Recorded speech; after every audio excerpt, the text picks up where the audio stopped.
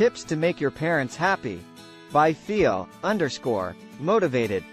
These tips will make all parents happy, but here are 5 general tips that may help. Show appreciation.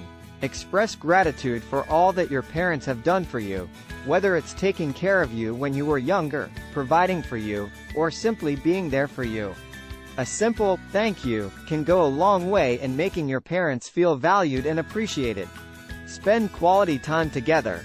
Take the time to do things with your parents that they enjoy. Whether it's going for a walk, cooking a meal together, or watching a movie.